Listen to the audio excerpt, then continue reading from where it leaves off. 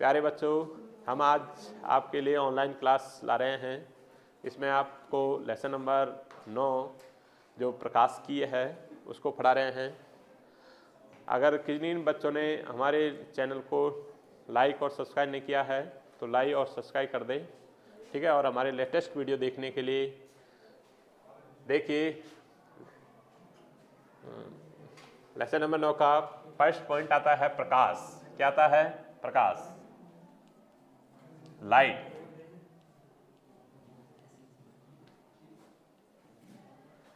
प्रकाश पहले आती है कि प्रकाश किसे कहते हैं। तो देखिए, कुछ प्रकाश की अवधारणाएं थी और उनके बाद में आया था कि जैसे एक वैज्ञानिक, सर्वप्रथम न्यूटन नामक का वैज्ञानिक था, उसने कहा कि प्रकाश एक बिंदु से दूसरे बिंदु तक, एक बिंदु से दूसरे बिंदु तक कणों के रूप में संचरण करता है। कैसे संचरण करता है? कणों के रूप में संचरण। उससे प्रकाश का परावर्तन, अपवर्तन तो समझा सकते हैं, लेकिन बहुत सी ऐसी घटनाएं थी जैसे विवर्तन, व्यतिकरण, ध्रुवण, डॉपलर प्रभाव, जीवान इफेक्ट, ऐसी बहुत सारी घटनाएं थी जिनके बारे में हम अध्ययन नहीं कर सकते। उसके बाद में वैज्ञानिक आया हाइगेन। कौन आया? हाइगेन। हाइगेन ने कहा कि प्रकाश एक बिंदु से दूसरे बिंदु तक तरंगों के रूप में संचरण करता है। कैसे संचरण करता है? तरंगों के रूप में संचरण करता है। उससे भी प्रकाश की ऐसी बहुत सारी घटनाएं ऐसी थी जिनके बारे में हमें उनसे भी नहीं समझा पाए। बाद में एक वैज्ञानिक आया था मैक्सवेल। कौन आया था? मैक्सवेल। मैक्सवेल ने कहा कि प्रकाश एक बिंदु से दूसरे बिंदु तक विद्युत चुंबकीय तरंगों के रूप में संचरण करता है। ये मान लीजिए एक्स अक्ष है, ये वाई अक्ष और ये जेड अक्ष, ठीक है। तो उसने कहा कि प्रकाश होता है जो एक बिंदु से दूसरे बिंदु तक विद्युत चुंबकीय तरंगों के रूप में, मानिए जैसे विद्युत क्षेत्र एक दिशा में है तो चुंबकीय क्षेत्र उसके विपरीत दिशा में होती है। ऐसे ये संचरण करता है। मान लीजिए इलेक्ट्रिक फील्ड है तो इधर को मैग्नेटिक फील्ड है। इस प्रकार विद्युत क्षेत्र और चुंबकीय क्षेत्र एक दूसरे के लंबवत होते हैं। जैसे विद्युत क्षेत्र है तो इधर को क्या रहेगी? चुंबकीय क्षेत्र। जब ये विद्युत चुंबकीय क्षेत्र है तो इधर को क्या रह गई? इलेक्ट्रिक क्षेत्र। और इन दोनों के लंबवत प्रकाश संचरण करता है। इसके आधार पर प्रकाश की परिभाषा दी गई है। इसके आधार पर प्रकाश की परिभाषा ये बताई कि प्रकाश किसे कहते हैं। उसके बारे में देखिए, प्रकाश विद्युत चुंबकीय स्पेक्ट्रम के एक छोटे से परिसर जिसकी तरंग दैर्घ्य 750 नैनोमीटर से लेकर 400 नैनोमीटर तक है के विकिरणों को प्रकाश कहते हैं।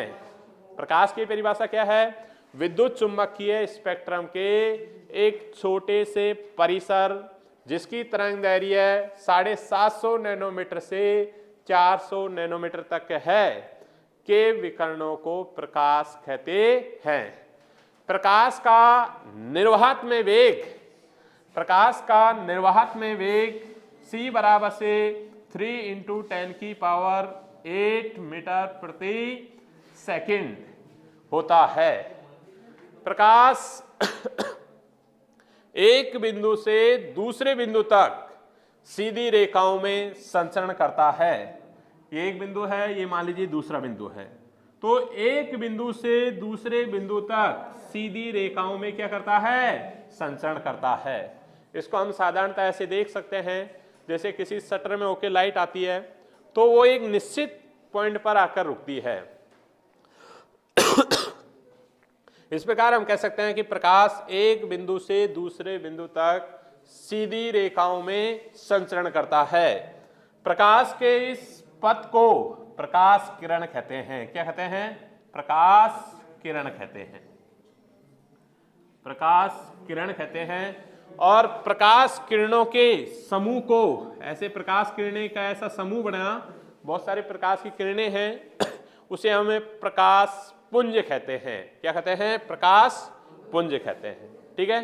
अब देखिए अगला टॉपिक आता है प्रकाश का परावर्तन। क्या आता है? प्रकाश का परावर्तन।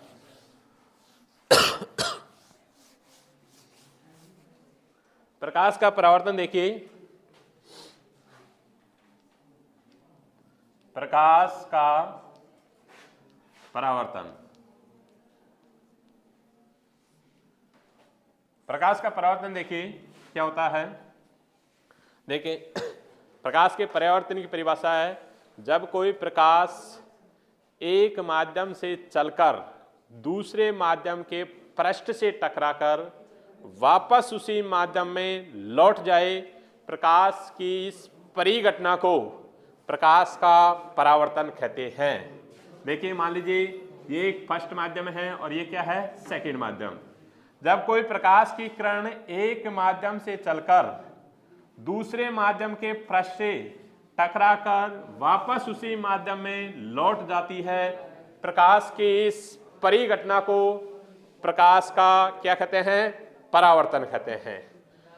किसी स्रोत से चलने वाली किरणें एक माध्यम से चलकर दूसरे माध्यम के पृष्ठ पर गिरती हैं, इन किरणों को कहते हैं आपतित किरण।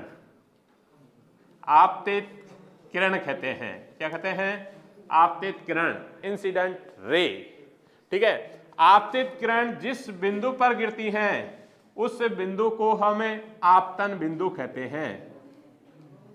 आपतन बिंदु कहते हैं। और आपतन बिंदु से टकराकर वापस उसी माध्यम में लौट जाती हैं, इन किरणों को हम परावर्तित किरण कहते हैं। परावर्तित किरण कहते हैं। क्या कहते हैं? परावर्तित किरण कहते हैं।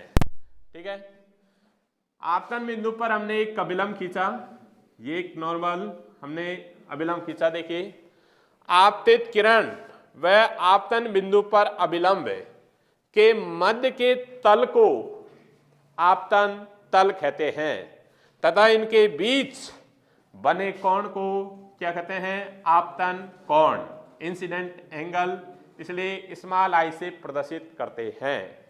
ठीक है, आपतन बिंदु पर अभिलंब व परावर्तित किरण के बीच के तल को, ये तल है, इसको हम परावर्तन तल कहते हैं तथा इनके बीच बने कोण को क्या कहते हैं?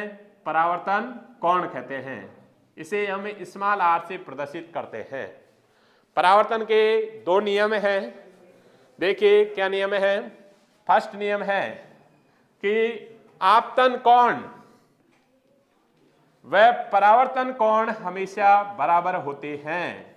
आपतन कोण व परावर्तन कोण हमेशा बराबर होते हैं। सेकंड नियम है आपतित किरण आपतन बिंदु पर अभिलंब व परावर्तित किरण ये तीनों एक ही समतल में स्थित होते हैं। ये परावर्तन का सेकंड नियम है। ठीक है, थैंक यू, धन्यवाद बेटे।